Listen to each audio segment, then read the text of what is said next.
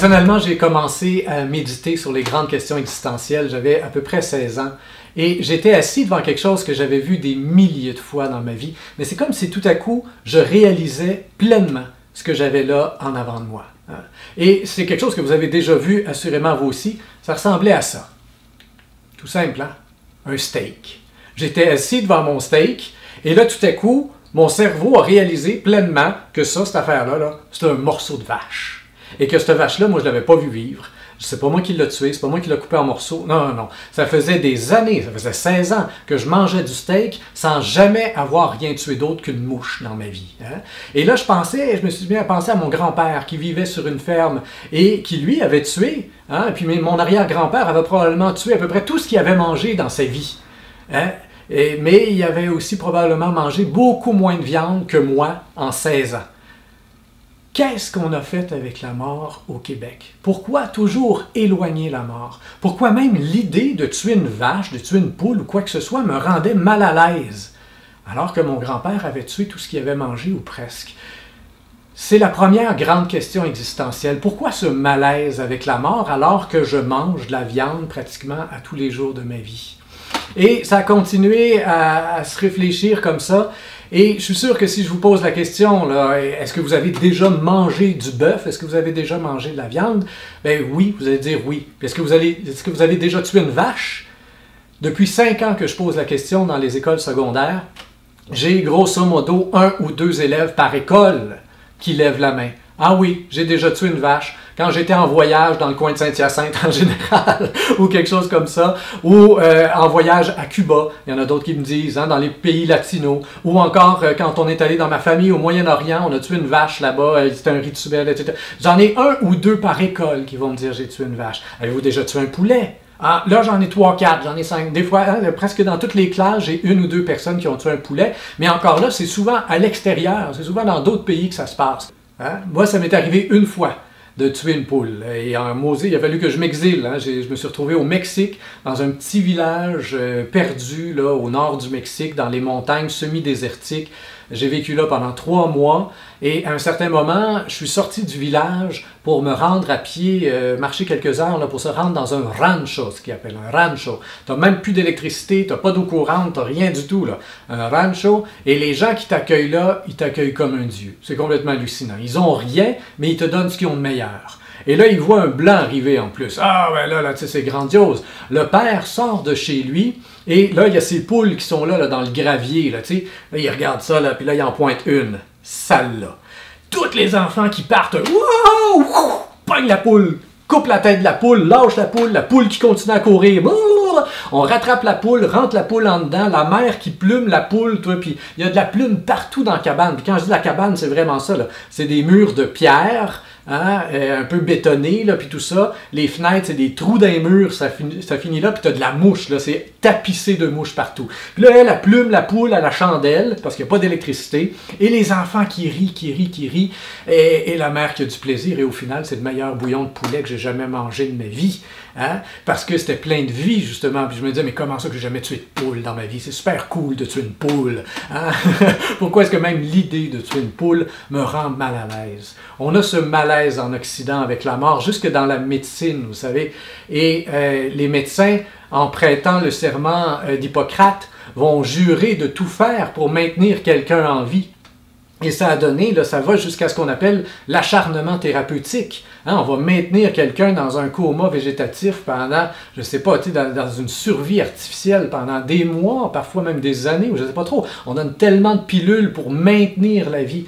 Et si au final, il y a quelqu'un qui arrive à l'hôpital, après un accident de voiture, par exemple, puis il était mort sur place, mais on l'a branché pareil, puis on le pompe, puis finalement, il meurt pareil sur la table d'opération, là. Qu'est-ce qu'on va entendre dans la salle d'opération? Qu'est-ce que les médecins vont dire? On l'a perdu. On l'a perdu. C'est une défaite aux mains de la mort. La mort, dans notre société, non seulement on est mal à l'aise avec, mais elle est devenue une ennemie. Pourquoi? Qu'est-ce qui fait en sorte que la mort est une ennemie qu'il faut vaincre? Plusieurs raisons à tout ça. La montée assurément de l'athéisme peut faire quelque chose là-dedans, mais en même temps, il faut bien voir qu'au Québec, la montée de l'athéisme, donc l'idée qu'il n'y a rien après et puis ça peut devenir insécurisant, donc ça peut faire en sorte qu'on a peur de mourir, qu'on ne veut pas mourir, mais il faut voir que c'est assez récent, là, depuis les années 60, 70 tout au plus, là, on a tout à coup ce nouveau phénomène qui gravite, qui prend de la place tranquillement. Au-delà de ça, la religion elle-même, avec la peur de l'enfer, peut avoir semé la peur de la mort aussi, effectivement. Ma grand-mère avait peur de mourir, de peur de se retrouver en enfer. Donc, il y a une partie de ça aussi. Mais à la racine de tout ça, en Occident, il y a peut-être aussi une erreur de base dans l'interprétation du christianisme. Puis le christianisme est une religion qui a teinté toute la culture occidentale. Et qu'est-ce qu'on retrouve à la racine de tout ça? Évidemment, il y a Jésus qui est crucifié. Il meurt sur la croix, mis au tombeau. Et 3 jours plus tard, les évangélistes, ceux qui ont écrit son histoire, quelques années plus tard, disent que donc il est ressuscité, il est revenu à la vie. Et Paul présente ça comme étant une victoire de la vie sur la mort. Dans ses lettres, Paul, c'est le premier qui a écrit. Les lettres de Paul sont écrites avant même les évangiles, là.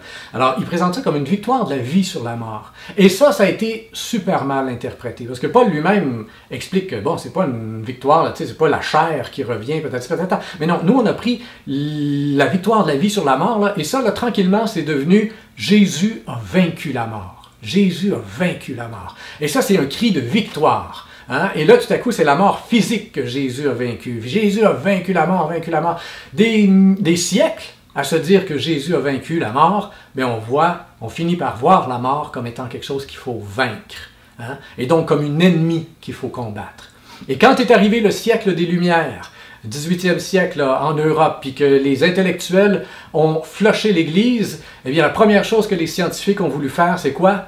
Vaincre la mort, montrer qu'ils étaient meilleurs que l'Église, montrer qu'eux allaient vraiment réussir là où finalement l'Église avait fait des fausses promesses. Et ça explique fort probablement en partie finalement cette course continue au fait qu'on veut voir la mort disparaître dans notre vie. Puis je lisais même en début d'année, là, c'était pas la première fois que ça sortait, on nous dit que le premier homme qui vivra 1000 ans est déjà né.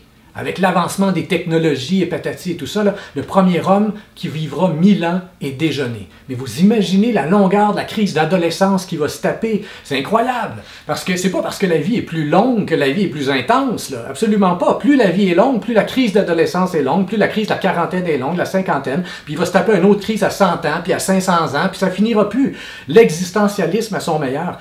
Est-ce que ça sert vraiment à quelque chose? Hein? Il faut bien voir que, je pense qu'à la base, Paul aurait peut-être dû mieux écrire les choses et l'Église en général s'est trompée dans l'interprétation de tout ça. Parce que Jésus n'a pas vaincu la mort. Pour la simple et bonne raison que la mort, sous toutes ses facettes, vient ponctuer la vie, comme les virgules rythment la respiration de tout ce qui s'écrit. Et je pourrais vous relire cette phrase-là en abolissant les virgules de la phrase, là, et ça donnerait quelque chose comme la mort sous toutes ses facettes vient ponctuer la vie comme les virgules rythment la respiration de tout ce qui s'écrit. Vous comprenez bien que si tous vos professeurs vous parlaient continuellement comme ça toute la journée, les animateurs de radio, et que moi-même j'essayais de faire ma conférence comme ça d'un seul souffle, sans prendre ma respiration jamais possible, non, un petit peu d'affaires de temps en temps, juste comme ça, parce qu'il faut pas respirer, ce serait quoi? Ce serait mourir, là, un petit... Non, je ne veux pas expirer dans ma vie, je parle. Tu sais, au bout de 7 heures comme ça, là, on est mort toute la gang, puis on s'en va se coucher, ça finit là. Hein? Les virgules permettent de comprendre les phrases, comme la mort permet de comprendre la vie, tout simplement. La petite graine qu'on plante en terre, elle meurt. Elle meurt à tout le moins à son état de graine, qu'on pourrait dire philosophiquement. Hein? Elle meurt à son état de graine pour pouvoir faire des racines. Et ensuite, il y a quelque chose qui pousse. Et si on plante une graine de blé d'Inde, ben, il va y avoir au bout du maïs. Hein? Et si la petite graine là, qui est plantée là, elle se dit, un peu comme nous, on se dit, là, non, moi je ne veux pas mourir, moi j'aime la vie. C'est fini. Il ne se passe plus rien. Il ne se passe plus rien. Hein? Il y a plus, parce que chaque mort est suivie d'une naissance et chaque naissance est suivie d'une mort. Parce que chaque mort a besoin d'une naissance, ça on le comprend bien, mais chaque naissance a besoin d'une mort. Et au bout du compte, là, une fois que la petite graine est morte à son état de graine et puis que là tu as un bel épi de maïs qui pousse, là, mais des graines, il y en a combien au bout? 1, 2? des centaines de graines. Hein? Et c'est toujours comme ça. Pour une graine qui meurt en terre, tu as une surabondance de vie au bout. Et c'est ça la vie. Et c'est ça la beauté de la mort dans la vie. C'est que chaque mort est suivie d'une multitude de naissances. Même pas juste d'une. En général, chaque mort provoque une multitude de naissances. Et quand on la voit comme ça, on se rend compte que la mort, non seulement c'est pas une ennemie qu'il faut combattre, on se rend compte que la mort, elle est vitale. La mort est vitale. Et si on en arrivait qu'à vaincre la mort, il pourrait tout simplement plus y avoir de vie, parce qu'il n'y aurait plus de naissance.